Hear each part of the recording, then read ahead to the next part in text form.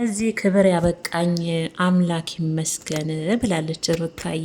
አሜን አሜን አሜን። የኔ ቆንጆ እግዚአብሔር እንኳን ለዚህ ክብር አበቃሽ፣ ለእናትነት ክብር አበቃሽ። እናትነት ቀላል አይደለምና ዛሬ ደግሞ ፈገግ ብላ እግዚአብሔር እንኳን ለዚህ ክብር አበቃኝ እግዚአብሔር ይመስገን እያለች ነው ሩታዬ። አሜን የኔ ውድ፣ የእውነት አንቺ እድለኛ ነሽ። እናትነት ቀላል አይደለምና ዛሬ ደግሞ ያው ብዙዎቻችሁ ሩታ ትናንትና በአብርሽ ቤት ብታዩትም ዛሬ ደግሞ ያው ራሷ እንግዲህ እግዚአብሔር ይመስገን እግዚአብሔር ለዚህ ክብር ስላበቃኝ እያለች ነው ማለት ነው። በዚህ አጋጣሚ ማለት ነው አንዳንድ ኮሜንቶች ለእናንተ አንድ ነገር ልበላችሁ። ምክንያቱም ደግሞ የሆነ ሰዓት ላይ የሩታ እርግዝና እንደውም በደንብ እያስታወቀ በመጣበት ሰዓት ላይ ብዙዎቻችሁ መስሏችሁ ነው እንዴ? አንዳንድ ኮሜንቶች ብዙዎቻችሁ አልኩ ይቅርታ፣ መስሏችሁ ነው እንዴ? ለድራማው እኮ ጨርቅ እየወተፈች ነው ሩታ የምትመጣው፣ ከድራማ በኋላ ጨርቁን ታወጣለች እያላችሁ በተለይ ሴቶች ሆናችሁ፣ እርግዝና እኮ ማይደበቅ ነገር ነው። ለማን አባቱ ብላ ነው ጨርቆ ትፋ የምትመጣው? ለማን አባቱ ብላ ነው ጨርቁን ደግሞ ከሄደች በኋላ የምታወጣው? ለማ ብላ?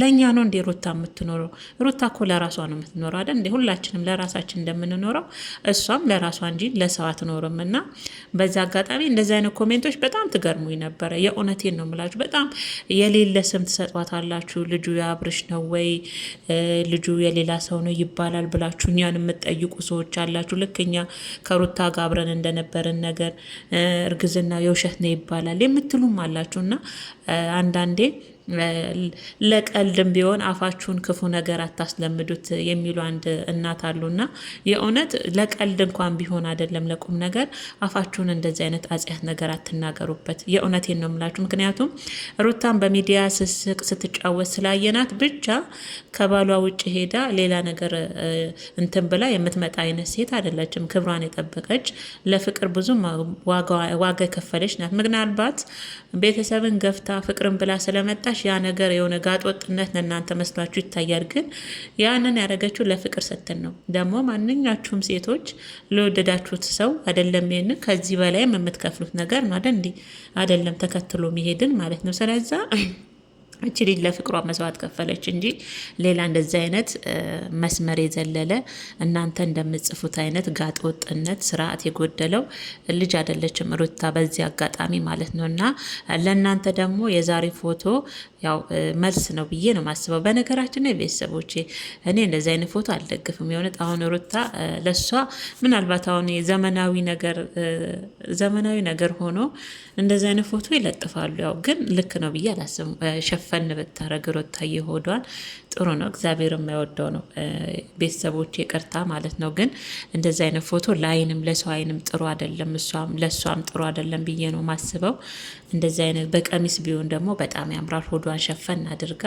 አሁን ላይ ግን በየቦታው ያው ከውጭዎች ይሁን እኛ ሀገርም የሌለ ባህል እየሆነ ያው እንደዚህ ሆዳቸውን ከፈት አድርገው ፎቶ ይነሳሉና እንደኔ ልክም ባይሆን ግን ከሱ በላይ ነው የታየኝ የሩታ ፈገግታ ነው። እና እግዚአብሔር ይመስገን ለዚህ ክብር ስላበቃሽ ሩታዬ። ያው በጣም ደስ ብሎናል።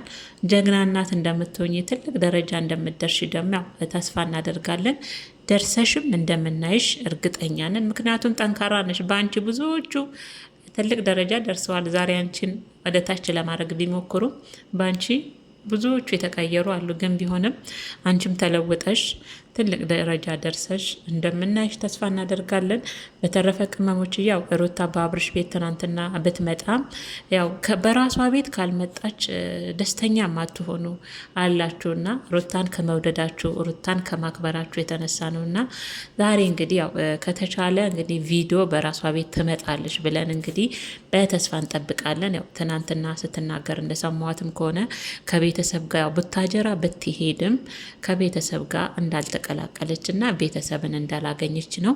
ቤተሰብን ግን ስትቀላቀልና ወደ ቤተሰብ ስትገባ ያው ቪዲዮ እንደምትሰራ ቃል ገብታለች ሩታ ማለት ነው።